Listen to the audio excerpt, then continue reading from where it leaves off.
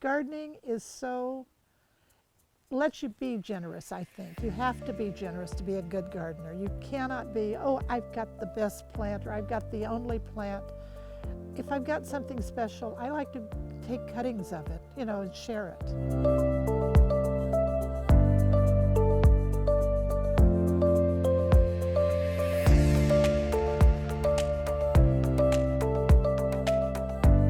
Hi, I'm Charlene Tuttle. This is my garden of 40 years or something close to it.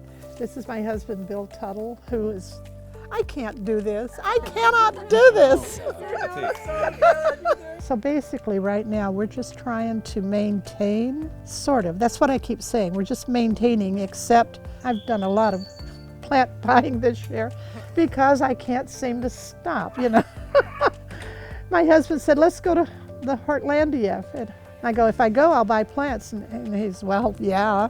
So I went and I bought plants, and we went out to the Master Gardener sale in Canby, and then Bauman's had some special event days, so I went out there. So I absolutely have this problem with buying plants, but we keep finding a place to stick them somewhere.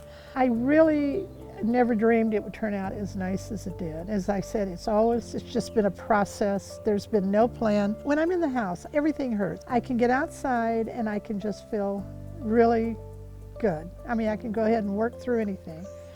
You feel good, but I can work for hours outside. Probably an average of 4 hours, because that takes care of the days that I'm out here for 7 or 8 or 9, and then some days I don't come out, maybe an hour or 2, or maybe nothing at all. There are days that we like to go plant shopping, or it's partly therapeutic, I guess.